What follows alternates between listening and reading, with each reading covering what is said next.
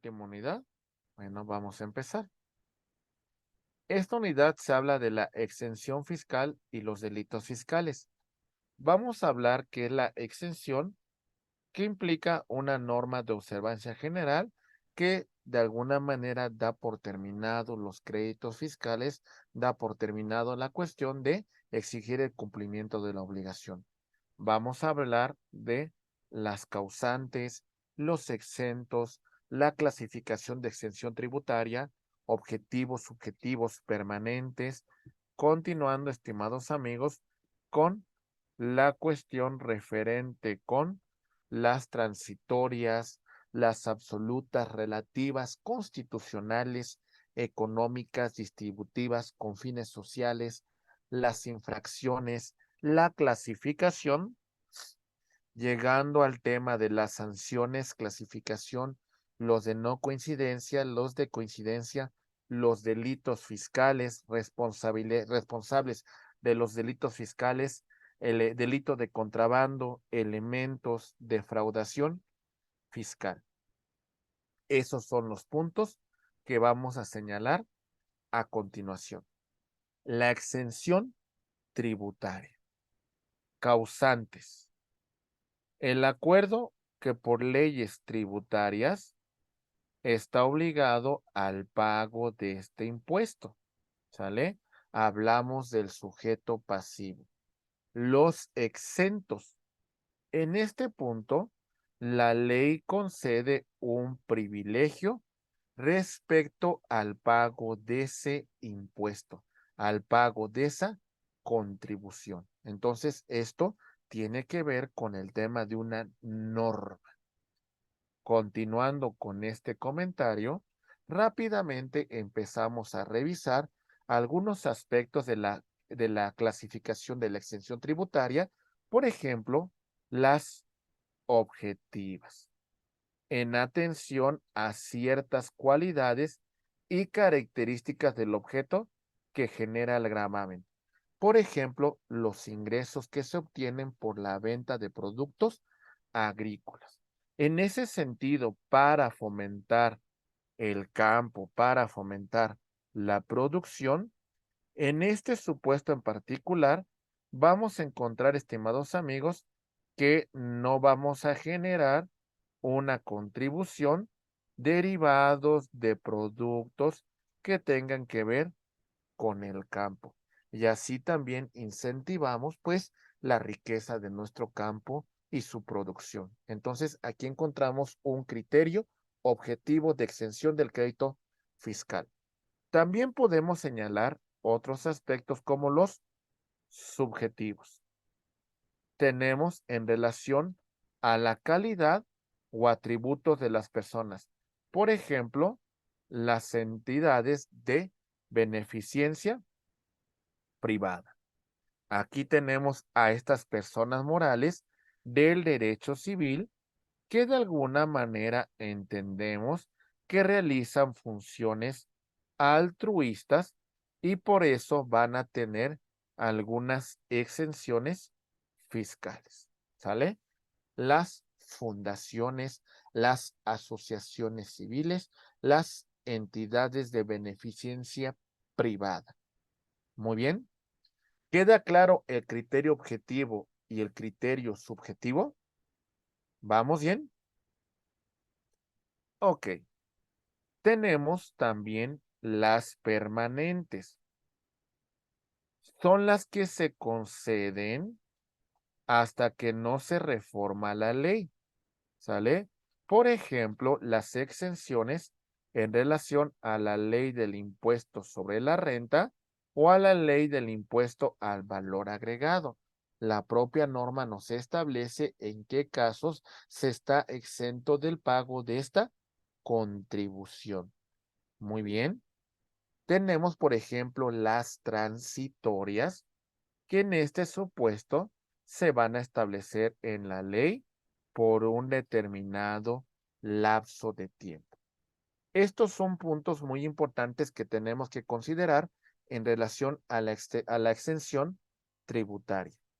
¿Cómo vamos a verificar también otras exenciones como las exenciones absolutas, que serían las que eximen al contribuyente no solamente de la obligación principal, sino también de todas las accesorias. Liberamos totalmente de la obligación al contribuyente, al 100%. Tenemos también las relativas, que hacen mención a que se exime al contribuyente de la obligación principal, pero debe de continuar con las accesorias, porque no se libera totalmente del crédito fiscal. Y las constitucionales, que podemos verificar en el artículo 123, fracción 3, fracción 8 de nuestra Constitución, en su apartado A, que establece que el salario mínimo no va a ser objeto de ninguna carga, de ninguna imposición. Entonces, el salario mínimo se queda exento de esta obligación tributaria. Estos son aspectos que esperemos que sean comprensibles y bueno, no sé si tengamos alguna duda en relación a esta clasificación. Continuando con la clasificación, ¿vamos bien? Tenemos también, por supuesto, las excepciones económicas. Se conceden por ley para el desarrollo Un chingo. económico del país. Por Me sirven ejemplo, un chingo de cuidado, mole con pollo con pollo cuidado, y cuidado, mi estimada Lynn, creo que está en una fiesta y ayúdenos con mantener el micrófono cerrado, por favor. Muy bien, ahí va. Estas conceden y propician el desarrollo del país. A veces, pues determinadas regiones de nuestro país necesitan un crecimiento económico y para fomentar su productividad, para fomentar su crecimiento, pues bueno, hay ciertas regiones que van a tener estas exenciones tributarias, considerando que necesitamos un mayor crecimiento económico en determinadas regiones del país. Tenemos exenciones que son distributivas y que se conceden en este punto en particular con el fin de distribuir equitativamente las cargas fiscales. Recuerden el principio de constitucional de proporcionalidad y las que tienen fines sociales. Se conceden para ayudar a cierto grupo de actividades dedicadas a la difusión, al arte, la cultura y el deporte. En este sentido, estas actividades van a ser exentas de las obligaciones fiscales. Por lo que queremos es fomentar la participación, lo que queremos es fomentar la cultura, lo que queremos es fomentar el arte. Muy bien, aquí las tenemos. Comentarios hasta aquí, dudas, alguna observación que tengamos, ¿se va comprendiendo? Sí, ¿Sí? profe. Sí, Muy bien. Entonces, profe. recuerden, esto que estamos viendo sobre la exención fiscal se encuentra contemplado en la norma. No es una situación que verse sobre un acto unilateral. No, no, no, no. La norma es el que establece el supuesto de esa exención. Recuerden, los que están obligados al cumplimiento del crédito fiscal, en este caso son el sujeto pasivo.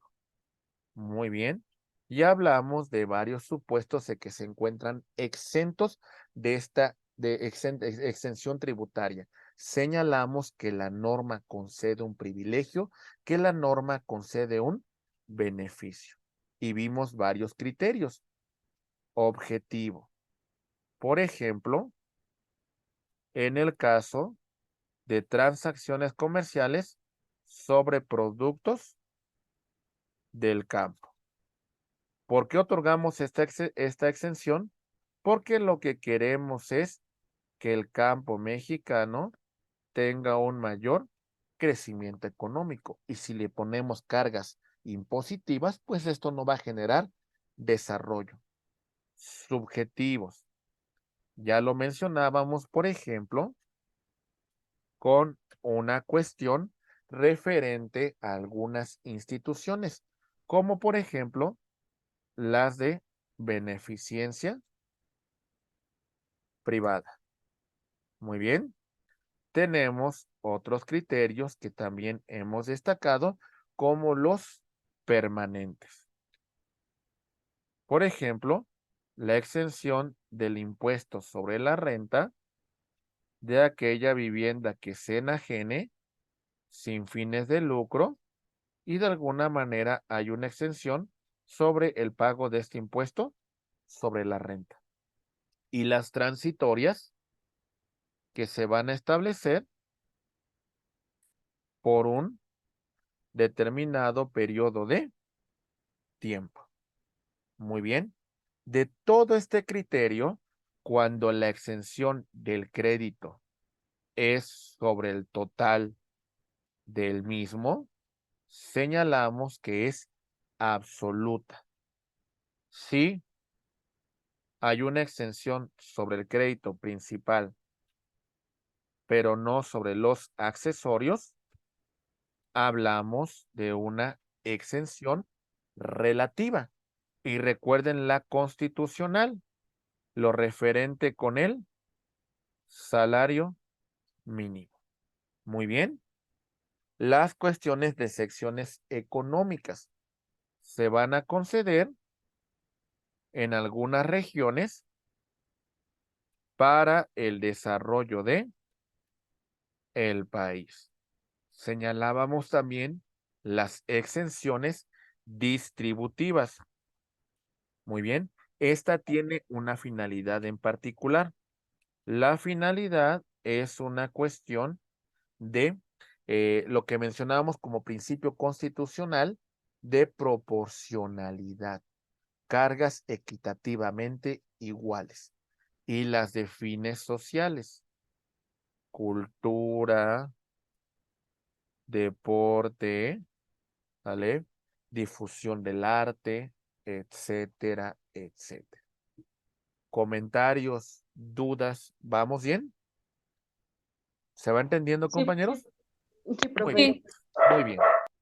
Vamos a continuar ahora ya con un tema de derecho coactivo. Vamos a hablar de las infracciones, vamos a hablar también de lo referente de las sanciones y los delitos fiscales. Muy bien, empezamos con el tema de las infracciones. Esta infracción va a obligar, se relaciona con la obligación de presentar el pago de contribuciones, presentar declaraciones, solicitudes, documentos, avisos o expedir informes y constancias. Hay una carga impositiva que tiene que realizar el contribuyente. Al no realizarlo, pues bueno, esto va a conllevar a las obligaciones indicadas en la ley, y esto tiene un aspecto impositivo. Vamos a requerir el cumplimiento obligatorio de esta función, de esta obligación. Las infracciones relacionadas con el Registro Federal de Contribuyentes, teniendo la obligación de encontrarse registrado y no lo hacen, o se hace de forma extemporánea. Quiero que entiendan una cuestión muy importante, compañeros.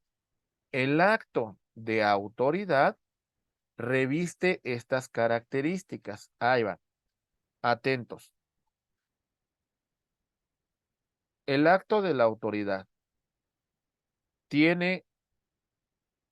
es un acto unilateral, ok, es un acto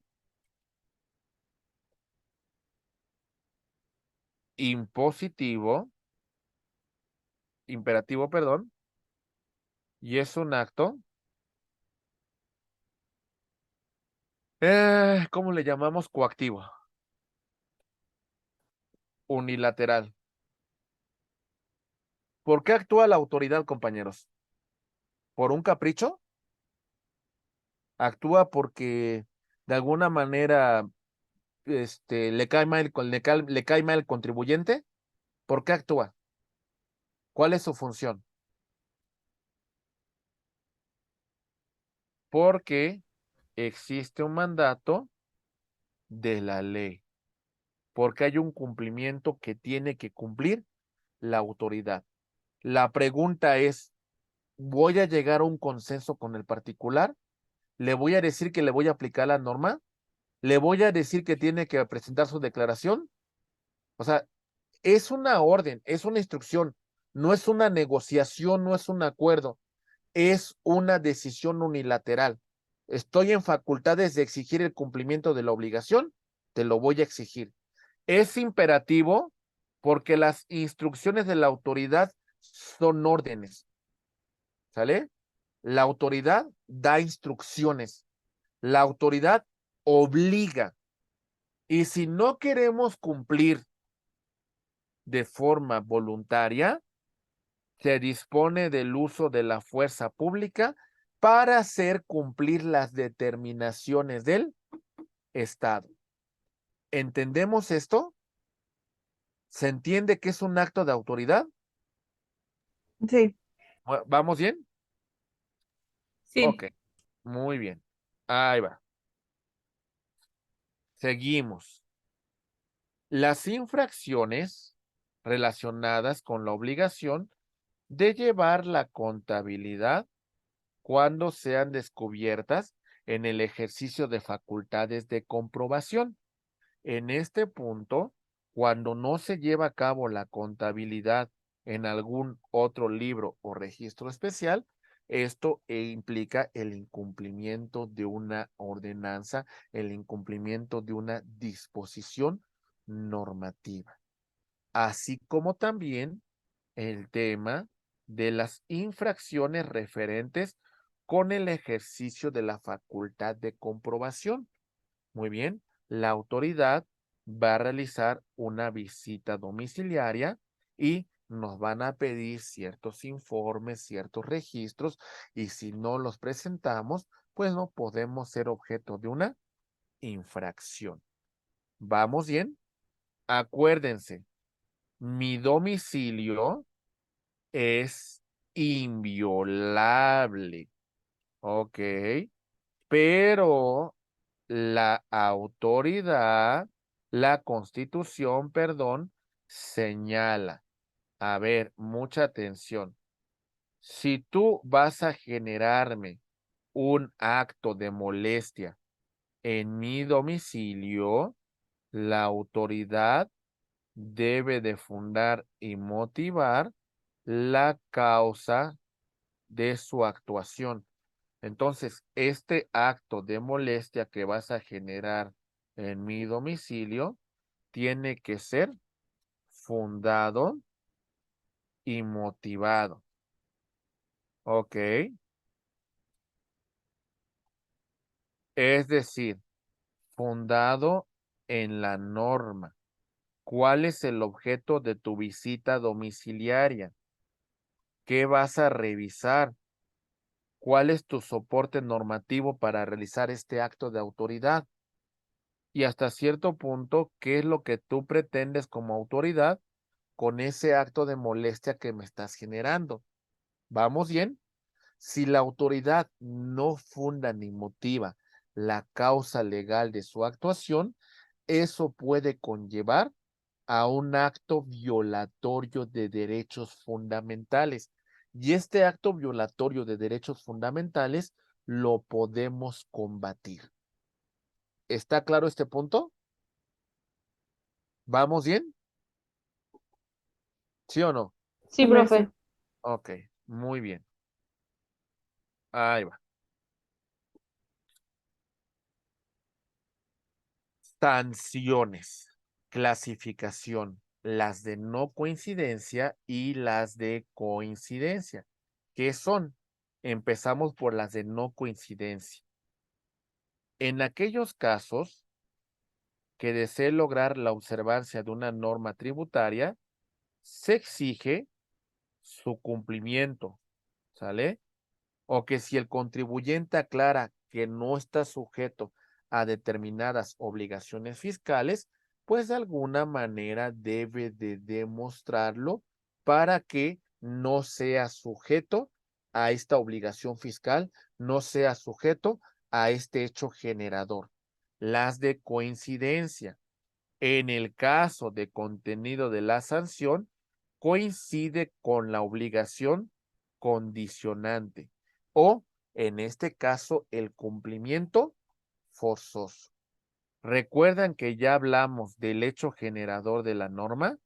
¿Recuerdan que ya mencionamos la cuestión de que la norma establece presupuestos hipotéticos que pueden conllevar al hecho generador de una obligación fiscal? Y en este caso, estimados amigos, que surja una obligación fiscal, ¿vale? Si se presentara el incumplimiento de esta obligación, estaríamos hablando de una sanción. Pero también puede decir el sujeto pasivo, en este caso, que no se presenta el hecho generador, porque el hecho generador refiere a ciertos requisitos y en el caso particular que aquí presentamos, estos elementos no se actualizan para generar la obligación fiscal. ¿Está claro? ¿Vamos bien? Sí, profe. Sí, bien. Muy bien. Voy a empezar con un tema que es un poco, bueno, no un poco, muy jurídico.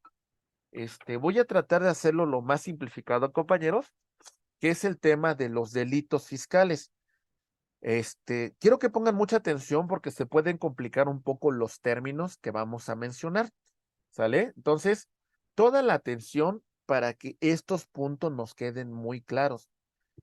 Vamos a empezar entonces con el tema de los delitos fiscales. Muy bien. Estos son los elementos del delito.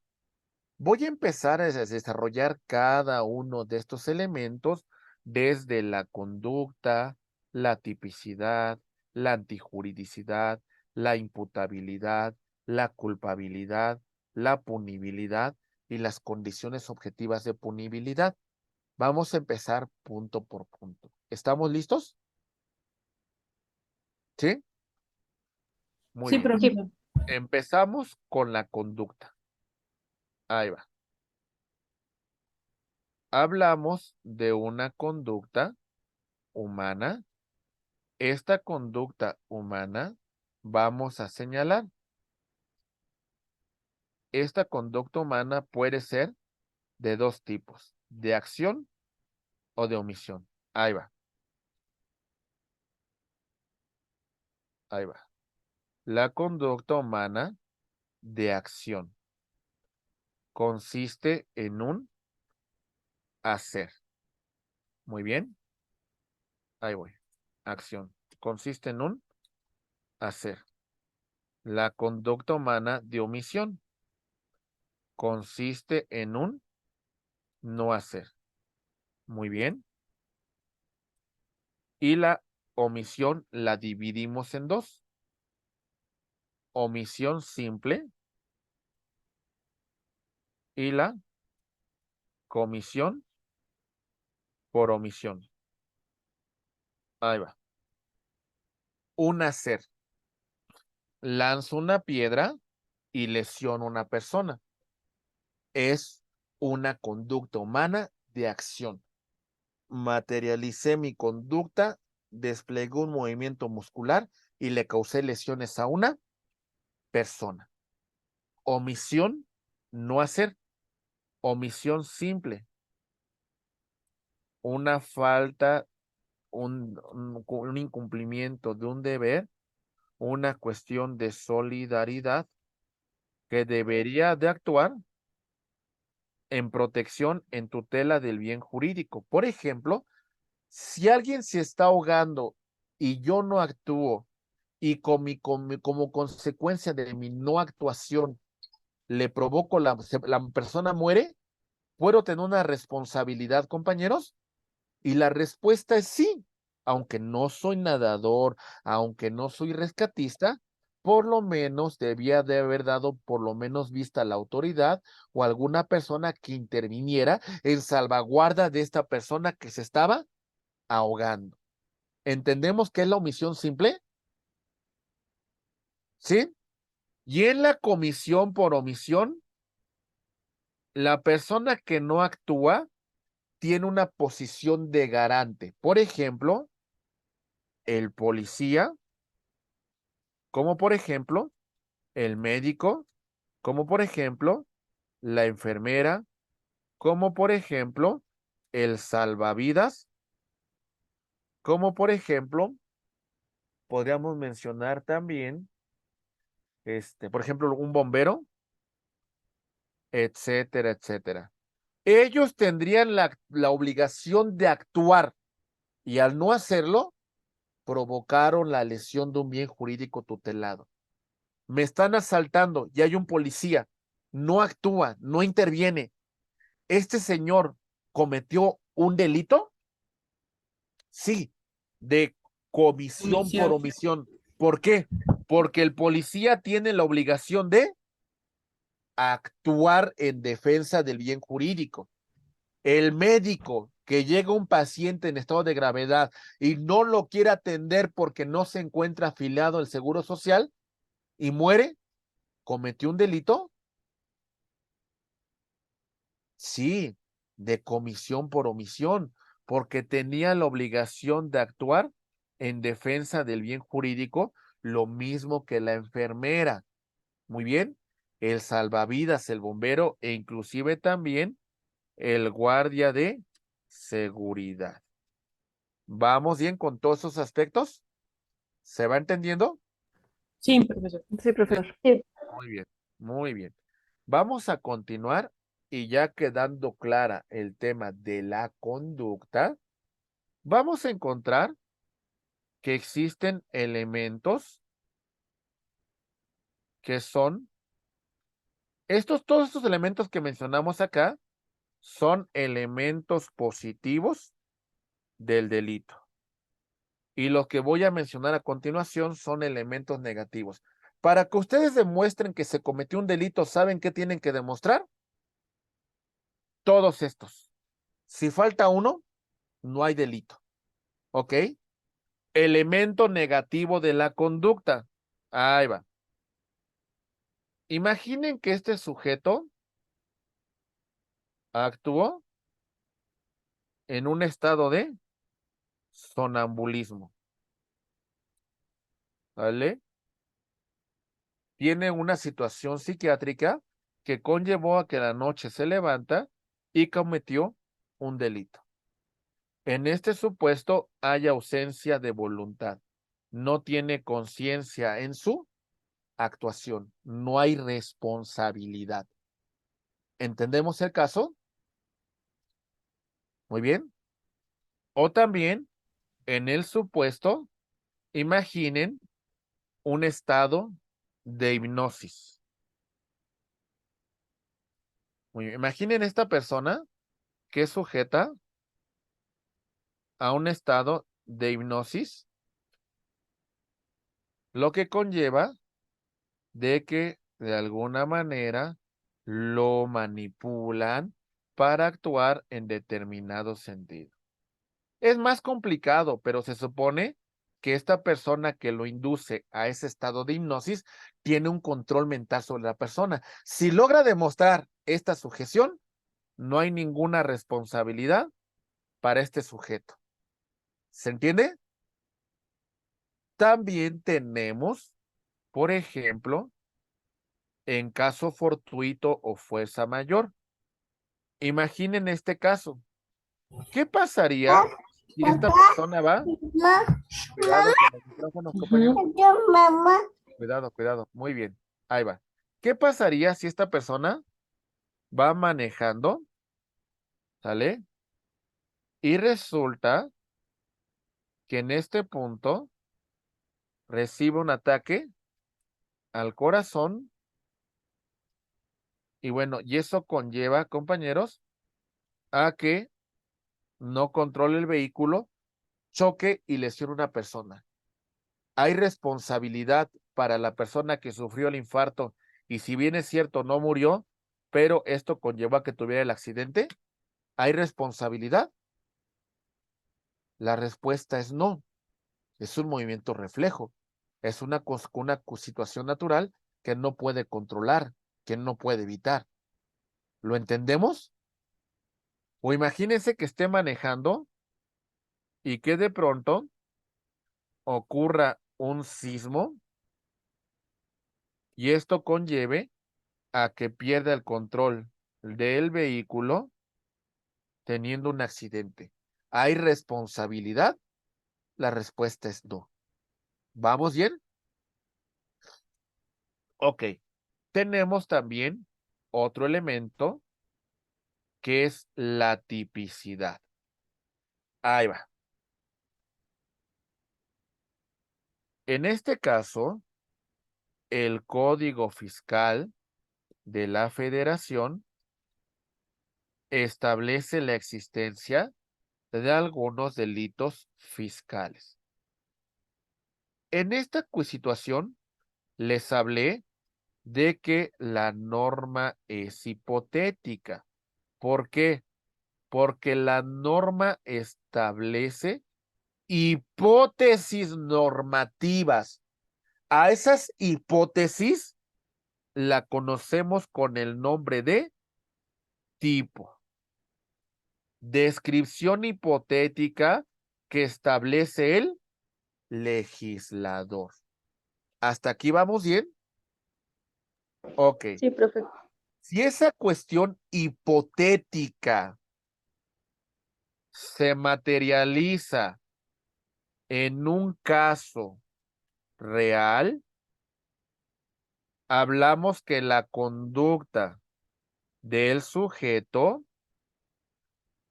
se relaciona con esta hipótesis normativa. A esta relación entre la conducta y el tipo se le conoce con el nombre de tipicidad. ¿Vamos bien? Por ejemplo, la norma que diga lo siguiente, ahí les va. Dice en relación al delito de contrabando. Comete el delito de contrabando el sujeto activo que introduzca al país mercancía del extranjero y no declare este ingreso al país. Esa hipótesis que señalé, ¿qué es? Es una hipótesis, ¿verdad? ¿Sale? Es una situación que señala la norma. Pero, ¿qué pasa si el sujeto A ingresa al país con mercancía extranjera y no la declara? ¿Qué pasa con la conducta de ese sujeto activo?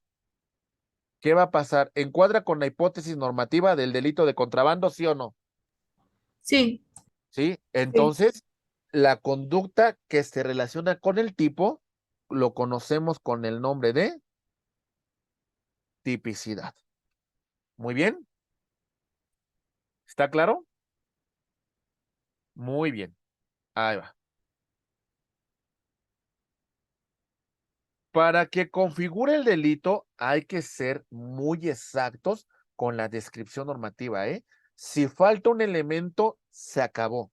No hay más que decir, ¿eh? Se acabó. Antijuridicidad. Conducta contraria a derecho.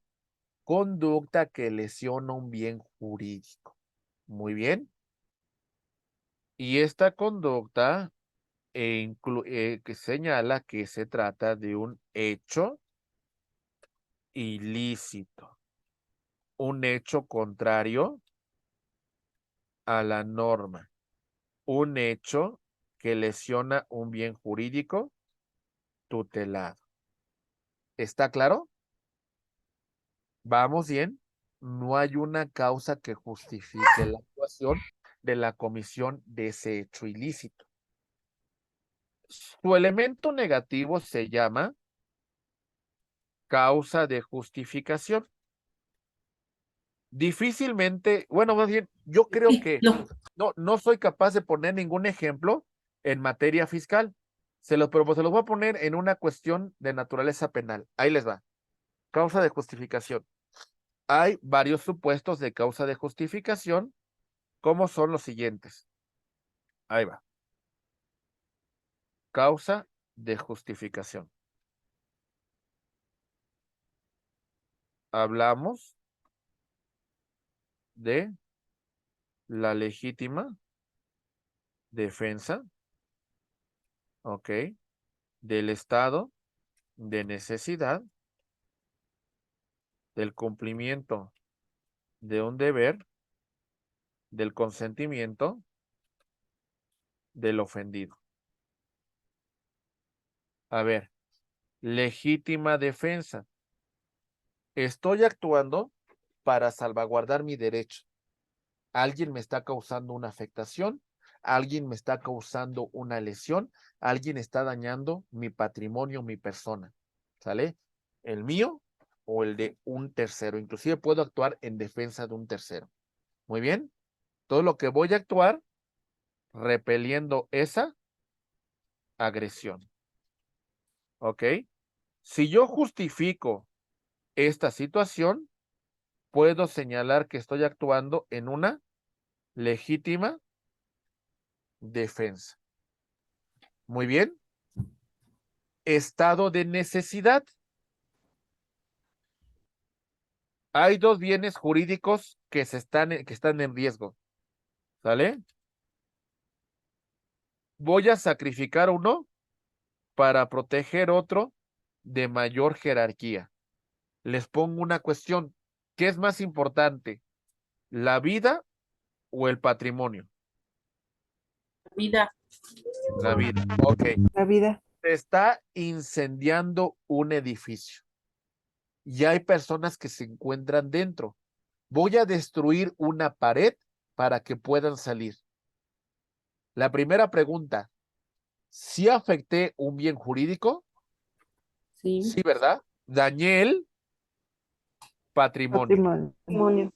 ¿Pero para qué lo hice?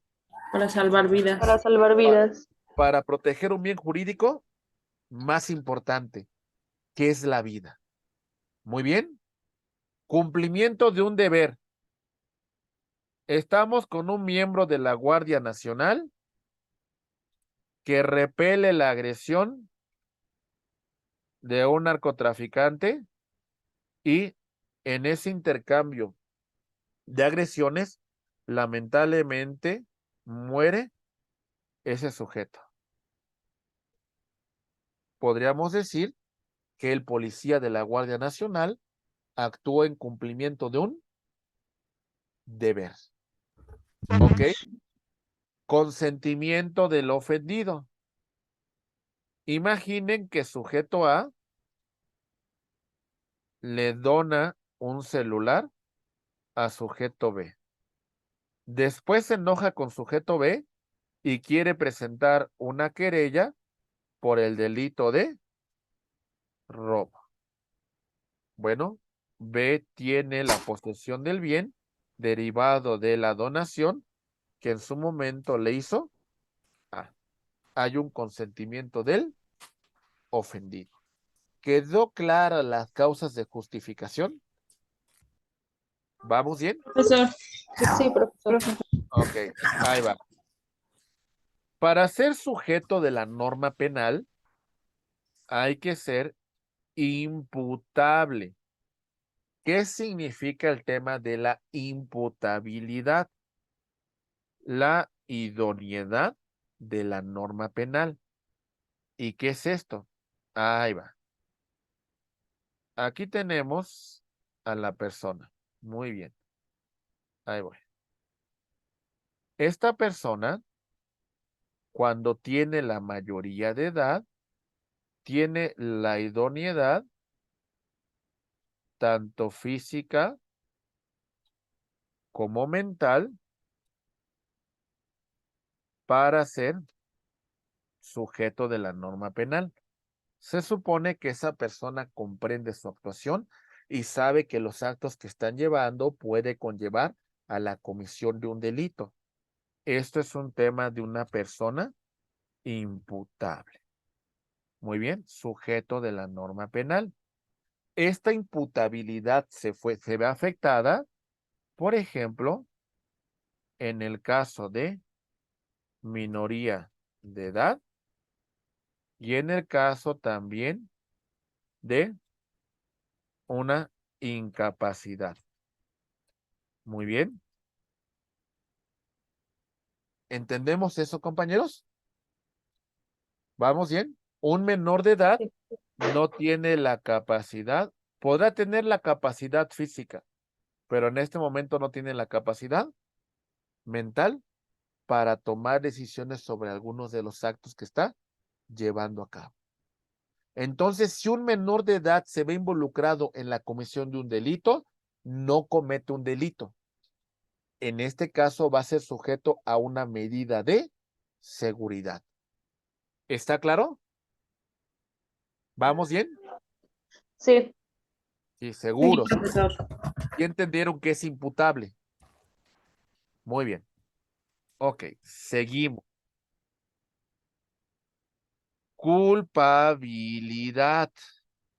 Aquí vamos a entrar a una cuestión que tiene que ver con la intención. La culpabilidad es un juicio de reproche. En los delitos fiscales, normalmente hablamos de dolo. ¿Qué implica esto? Conocer las causas, conocer que estoy infringiendo la norma, conocer que estoy yendo en contra del orden jurídico y aún así llevo a cabo la conducta, a pesar de que tengo el conocimiento de que estoy infringiendo la norma. Muy bien. Y tenemos un tema de culpa. La culpa sería una falta de observancia, una falta de precaución que conlleva la comisión de un delito. ¿Sale? Entonces, en el dolo hay un conocimiento de que el acto que estoy realizando es contrario a la ley, pero aún así decido actuar, decido causar una afectación al bien jurídico. Muy bien. Hay varios tipos de dolo. Dolo directo, dolo indirecto y dolo eventual. Dolo directo, sujeto A quiere privar de la vida a sujeto B y lleva a cabo la conducta que termina con la vida de B. ¿Vamos bien? Dolo indirecto. Quiere privar de la vida a B, sin embargo, B se encuentra acompañado con C y entonces en ese supuesto asume el riesgo, priva de la vida a B y también a C, por lo que respecta a C, está cometiendo un dolo indirecto. Dolo eventual. Ahí va. A pretende causarle lesiones a B. Le da un golpe tan contundente que no lo lesiona, sino lo priva de la vida. Es un dolo eventual.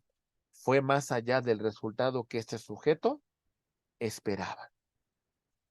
¿Está claro? ¿Vamos bien? Sí, ¿Se profesor. entendió el dolo y la culpa? La culpa sí, es como lo que diría el Chavo del Ocho, fue sin querer queriendo. Y el dolo hay una intención, en el dolo hay un propósito de ir en contra del orden jurídico. Muy bien.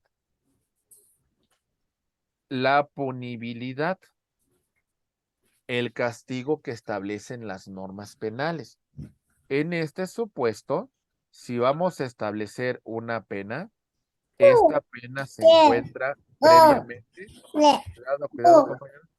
Esta norma se encuentra previamente establecida en el código, en la norma. Muy bien. Entonces, la pena con antelación ya se encuentra establecida. No hay delito sin ley que así lo regule, no hay pena que no haya sido señalada con antelación dentro de la norma.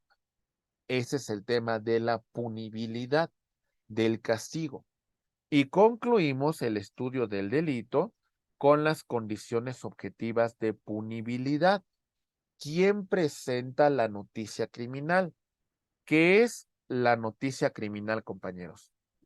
Bueno, la noticia criminal conllevaría a un tema importante en la cual le vamos a hacer del conocimiento de la autoridad sobre la comisión de un hecho que la ley señala como delito. En este caso tenemos un tema de denuncia en la cual cualquier persona puede presentarse ante la autoridad y señalar la comisión de un hecho delictivo. En este caso hablamos de delitos graves y tenemos la querella. La querella implicaría que la persona afectada en su derecho es la que va a presentar la querella. O en todo caso, esta persona actúa en representación de una persona moral o en representación de un menor de edad o de una persona con capacidades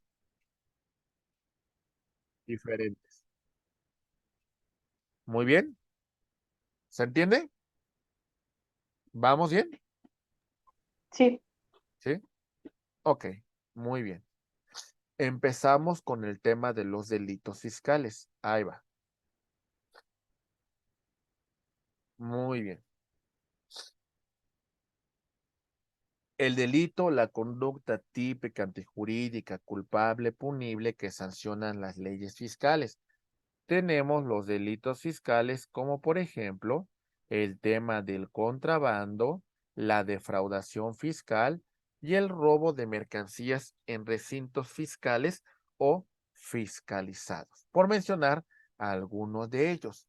Muy bien, vamos a empezar con los responsables en estos delitos fiscales. ¿A quién tenemos? Muy bien, vamos a señalar que estas personas concierten la realización del delito. Tenemos a los autores del delito. En este punto vamos a clasificar a los que intervienen, los sujetos que intervienen. En el caso de delitos fiscales, tenemos a los sujetos activos. Puede ser autor, material, autor intelectual, coautor, ok, cómplice, encubridor. Muy bien, encubridor, muy bien. Ahí va. Bueno, es encubridor, ¿eh? Para que no lo esté borrando todo. Encubridor. Muy bien. El autor intelectual, ¿qué hace? Planea, idea, pues de alguna manera gestiona o retribuye para que se cometa el delito. Es la mente que está detrás de este injusto penal. El autor material, ¿quién es? El que despliega la conducta, el que la lleva a cabo, el que realiza actos tendientes a lesionar el bien jurídico tutelado.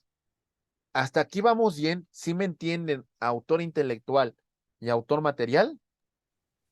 Sí, sí queda ¿Sí? claro. Muy bien. sí, Coautor. En la coautoría, ambos sujetos intervienen y tienen el mismo dominio del hecho para llevar a cabo la conducta delictiva.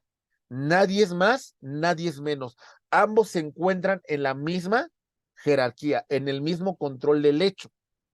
En el cómplice no es así. El cómplice actúa en ayuda de un autor. Muy bien. Si su intervención es necesaria para que se lleve a cabo el delito, hablamos de cómplice principal. Si aunque no hubiese intervenido, se hubiera materializado el delito, hablamos de cómplice secundario.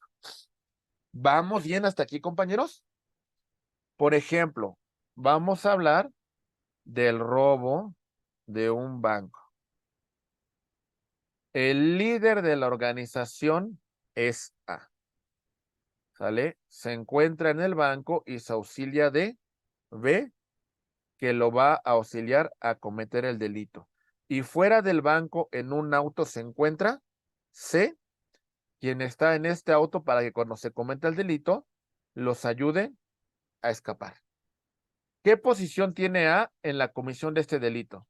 ¿Cuál es su participación? ¿Autor Es intelectual o material? autor material. Autor material. ¿Cuál es la participación de B? ¿Qué es? ¿Coautor, autor intelectual, es cómplice? ¿Qué es? ¿Qué sería? Autor. No, acuérdense que les dije que actúa en auxilio de A. O sea, se supone que A jerárquicamente es superior a B. Está actuando en auxilio de. ¿Qué sería entonces? Es un Cómplice. cómplice. ¿Qué tipo? ¿Principal o secundario? Principal. Principal. Es un cómplice principal. Su intervención fue necesaria para llevar a cabo el delito. ¿Y cuál es la participación de C en este delito? ¿Sería Encubridor. cómplice secundario? Cómplice secundario, ¿sale? Aunque no hubiese actuado, se hubiese lesionado el bien jurídico. Sirve para huir de la escena del delito. Encubridor ya es distinto, ¿por qué? Porque el encubridor ya conllevaría de que los autores del delito ya llevaron a cabo el golpe. Y en ese supuesto lo que hace el encubridor es que da refugio, ¿sale?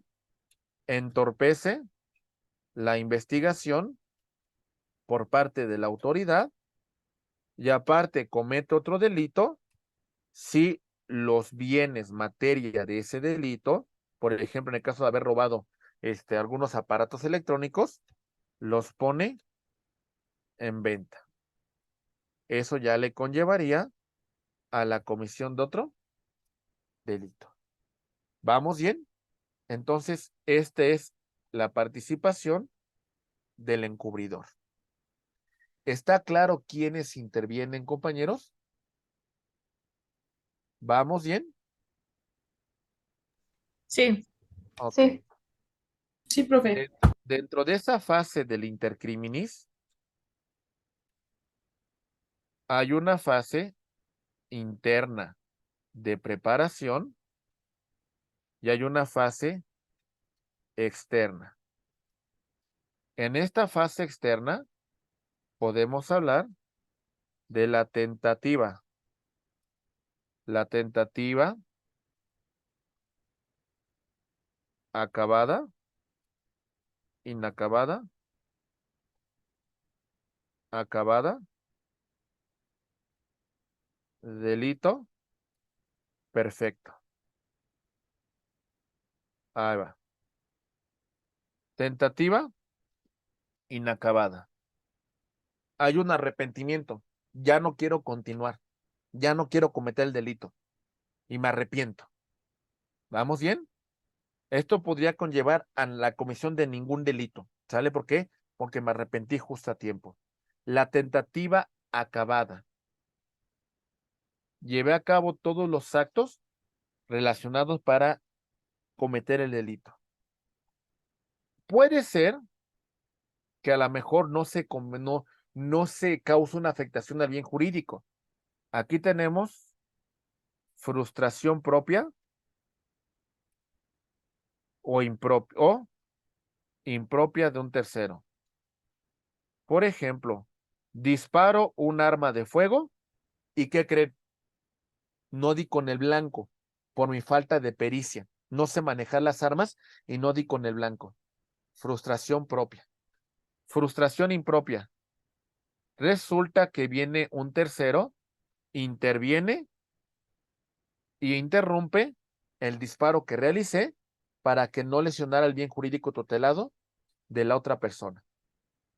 Hay otra que se llama delito imposible. Por ejemplo, ¿qué pasa si yo quiero privar de la vida a un muerto? ¿Lo puedo hacer? Pues ya no, ¿verdad? Pues ya perdió la vida. Y el delito perfecto acabado es que al final de cuentas he llevado a cabo la conducta que lesiona el bien jurídico tutelado. Se ha consumado el hecho delictivo. Muy bien. Ok. Muy bien.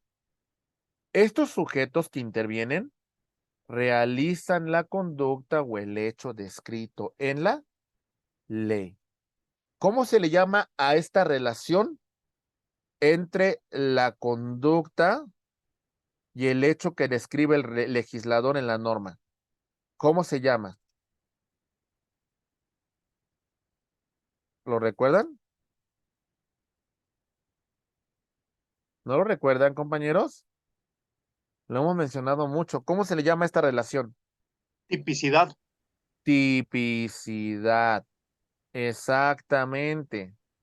La adecuación de esta conducta con la hipótesis normativa. Muy bien. ¿Está claro? Sí, Sí. Muy bien. Cometen conjuntamente el delito. Aquí hablamos de una coautoría. Ok. Muy bien. O se sirvan de otro para ejecutarlo. ¿Qué tipo de participación tiene este sujeto aquí? ¿Qué sería, compañeros? ¿Qué sería? ¿Qué tipo de autor Cómplice. sería?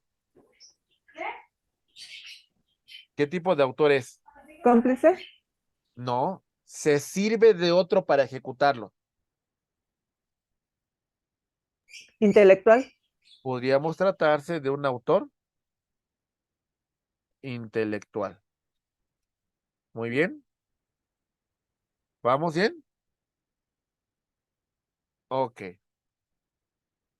Induzcan a otro dolosamente a cometerlo. Seguimos con un autor intelectual. Le pedimos a otro que intervenga para la comisión del delito. Ok. Ahora sí, ¿qué sería este caso? El siguiente. Ayuden dolosamente a otro para su comisión. ¿Qué sería esta persona? ¿Qué sería?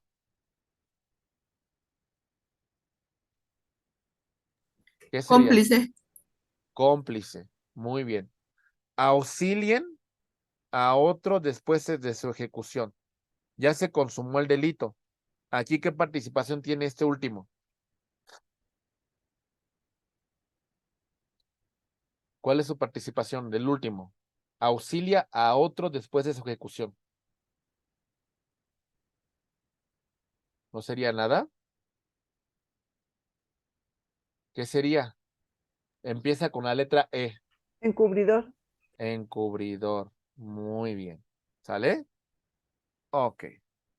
¿Alguna duda en relación a estos puntos que hemos observado sobre el delito? ¿Vamos bien? Sí. Sí. Muy bien. Ahí va. Delito de contrabando. Vamos a ver en qué consiste. Comete el delito de contrabando quien introduzca al país o extraiga de él mercancías, pero esta extracción lo haga omitiendo el pago total o parcial de las contribuciones que deben de cubrirse. ¿Vamos bien?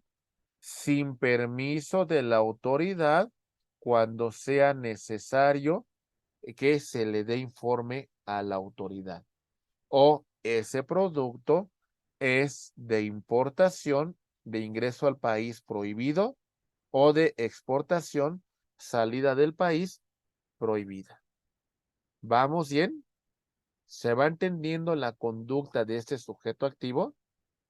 A ver, si ya más o menos lo han comprendido, esta conducta sería de acción o de omisión.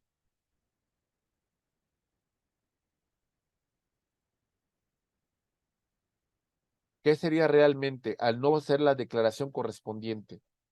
¿Qué estoy haciendo? ¿Sería una Una omisión? omisión. Una omisión, un no hacer, ¿verdad?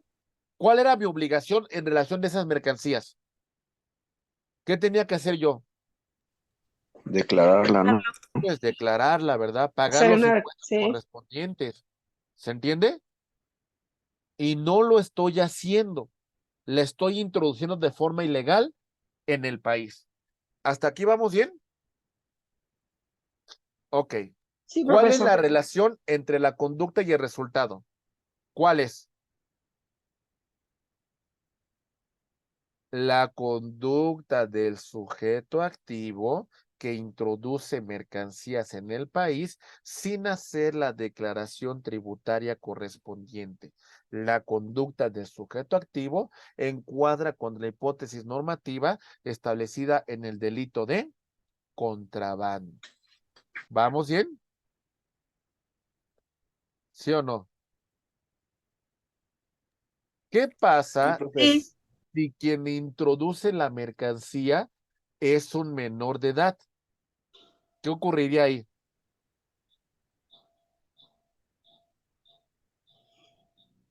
¿Qué ocurriría? ¿Podría ser responsable de la comisión del delito de contrabando? No, no.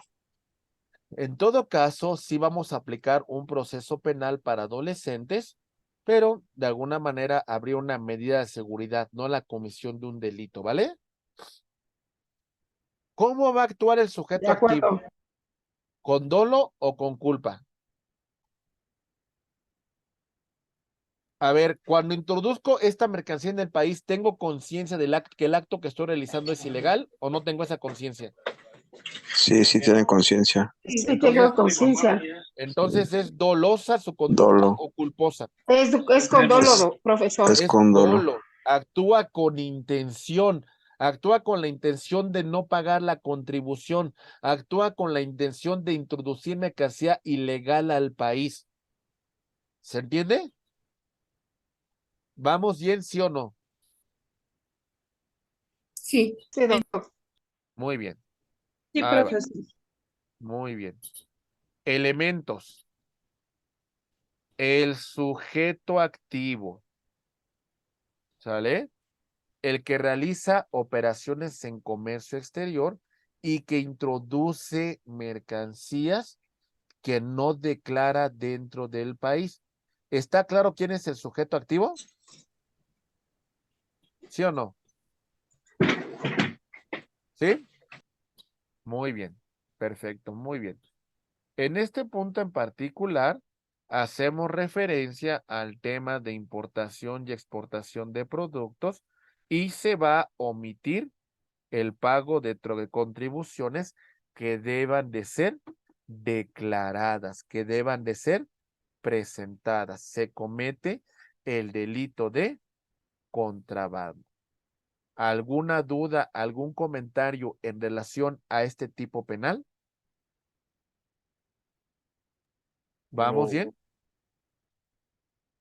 ¿Sí o no? ¿Está claro? Sí, está claro. Muy bien. Perfecto. Tenemos el delito de defraudación fiscal y tenemos a quien con uso de engaños o aprovechando el error que incurra otra persona, omita total o parcialmente el pago de una contribución o obtenga un beneficio indebido en perjuicio del fisco federal. ¿Vamos bien? con engaños, con aprovechamientos, obtiene un beneficio fiscal que no le corresponde. Lo mencionamos con antelación, ¿verdad? Por ejemplo, en el tema de exenciones fiscales, ¿verdad? ¿Lo recuerdan? ¿Qué tal si no se encontraba en esa hipótesis normativa y el sujeto engañó, el sujeto defraudó para no cumplir con esta obligación? Vamos a empezar entonces. A ver, hablando de los elementos del delito que hemos estudiado, dígame, ¿la conducta es de acción o de omisión? ¿Cómo sería? ¿Qué De es lo que hace el acción. sujeto activo? Acción. ¿Por qué? Porque el sujeto activo lleva a cabo engaño o se aprovecha del error de otra persona, ¿verdad? En este caso del Estado. Muy bien. La relación entre la conducta y el resultado. ¿Cuál es la conducta? El engaño, el aprovechamiento del error y el resultado es que estoy defraudando al fisco federal, porque el fisco no va a recibir una contribución que tenía derecho a percibir. Les hago una pregunta, ¿esta conducta es contraria a derecho, sí o no? Sí. Sí, ¿verdad? Pues sí, sí, es Ok, contrario. muy bien. Comete el delito un menor de edad. ¿Qué problema habría aquí?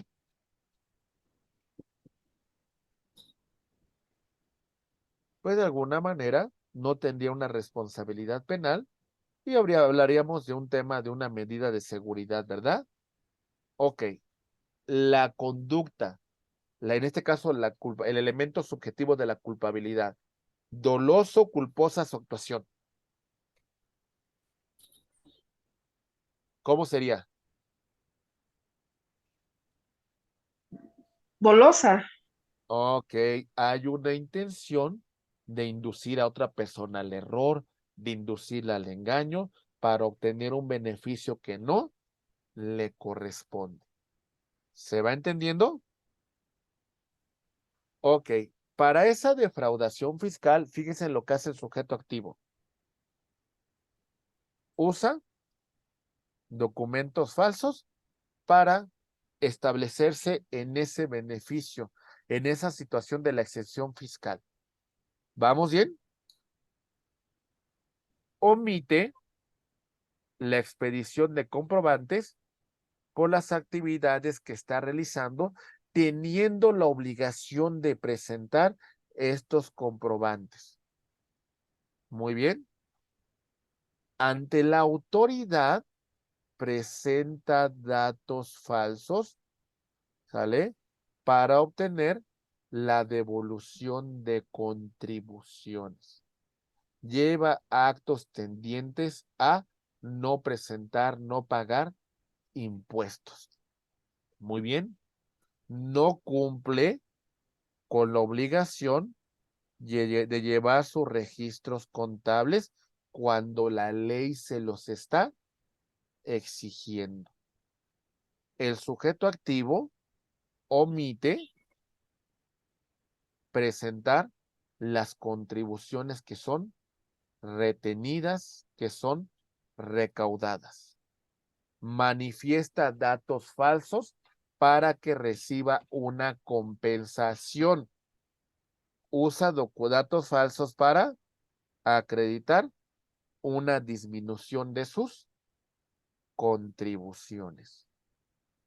¿Entendemos todo esto, mis queridos amigos? ¿Vamos bien? ¿Sí o no? Bien, profesor. ¿Sí? Muy bien. Entonces ya prácticamente en la conclusión de esta última unidad, hemos visto aspectos muy importantes en relación de la exención fiscal y el tema de las infracciones, las sanciones y los delitos fiscales. Recuerden que la exención tiene que ver con un tema de la norma. La norma establece supuestos en los cuales hay una exención de la declaración del impuesto. Muy bien. señalamos varios supuestos bajo los cuales quedan exentos en el cumplimiento de esta obligación fiscal. Hablamos, por ejemplo, del tema de la venta de productos del campo. Hablamos, por ejemplo, de las instituciones de beneficencia, ¿verdad? Muy bien. Hablamos, por ejemplo, de algo por ley.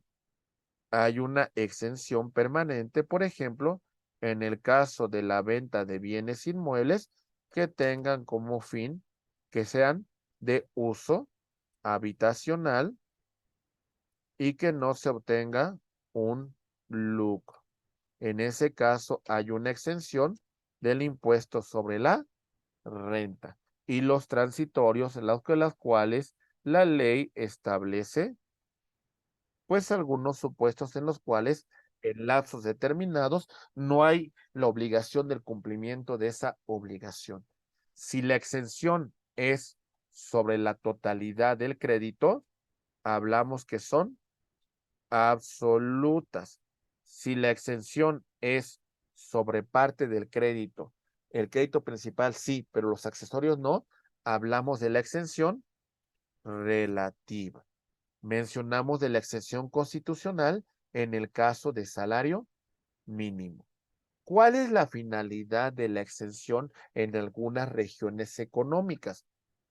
En este punto, las exenciones económicas tienen como propósito, estimados amigos, la cuestión referente con el tema de el desarrollo del país.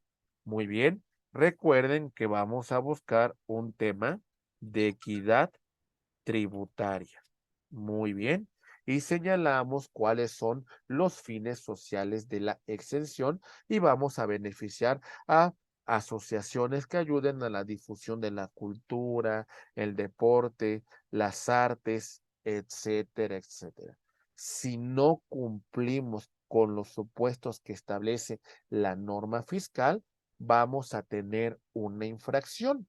Por ejemplo, el tema de la infracción en la cual yo tengo que llevar mis libros de contabilidad y cuando la autoridad va a llevar a cabo su visita domiciliaria y no presento este requisito que tengo la obligación de presentar, pues bueno, voy a ser sujeto a una infracción.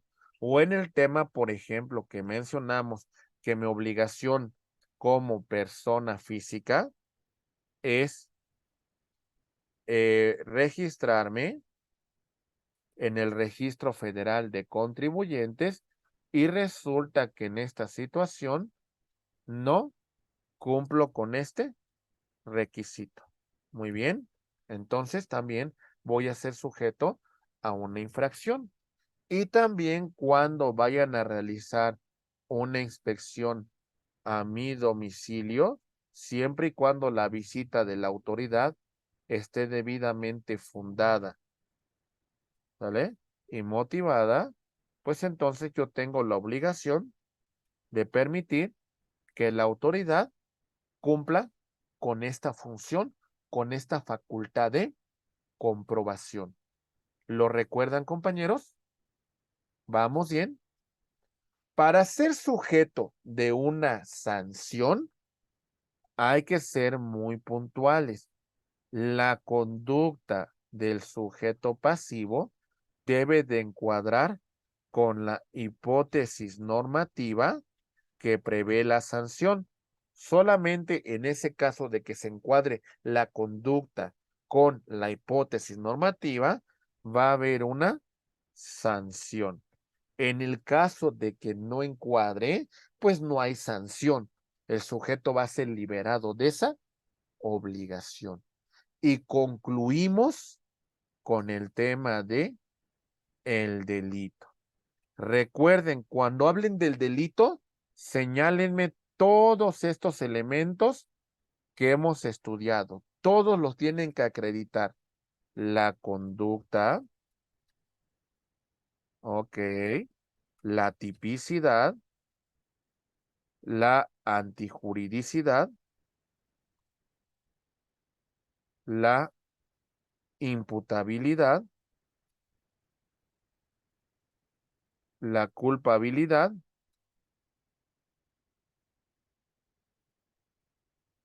la punibilidad y las condiciones objetivas de punibilidad. Todos estos elementos deben ser perfectamente acreditados.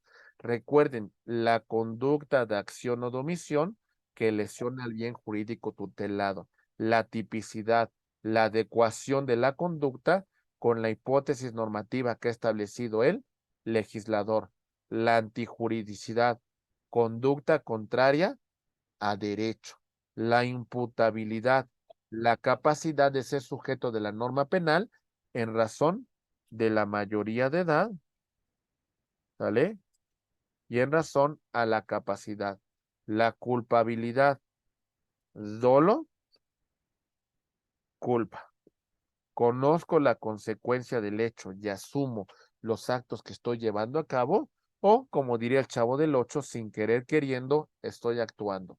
La punibilidad, el castigo, la infracción que contempla la norma penal, y bueno, las condiciones objetivas de punibilidad que implicaría si este delito se da a conocer a la autoridad a través de una denuncia o a través de la querella correspondiente.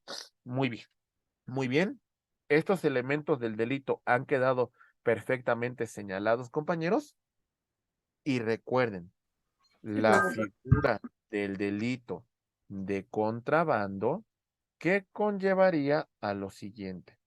El contrabando implicaría la introducción de mercancía en nuestro país cuando tenía yo la obligación de presentar la declaración, cuando tenía yo la obligación de pagar el impuesto, de pagar la contribución.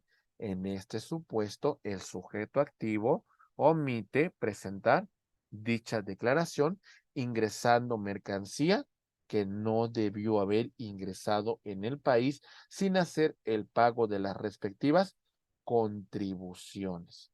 Muy bien, y señalamos, por supuesto, el delito de defraudación fiscal que conlleva a que el sujeto activo lleva a cabo conductas para inducir al engaño, para aprovecharse del fisco, para obtener un beneficio que no le corresponde, causando un menoscabo al fisco federal. De todo esto, compañeros, pues bueno, llegamos a un punto conclusivo y bueno, la recomendación bibliográfica, que es muy importante siempre señalar, la verdad, Manual de Derecho Fiscal para Empresariales, Derecho, en este caso tenemos de Tirán Leblanc, es un muy buen libro, tenemos a Carlos Alberto Ortega Carreón, que es el del libro de Derecho Fiscal, Raúl Rodríguez Lobato, Derecho Fiscal, que es muy buen libro también, y bueno, también tenemos estas otras dos obras de Sonia Venegas Álvarez y el estudio del Código Fiscal de la Federación. Ya solamente para concluir, mis queridos amigos, rápidamente.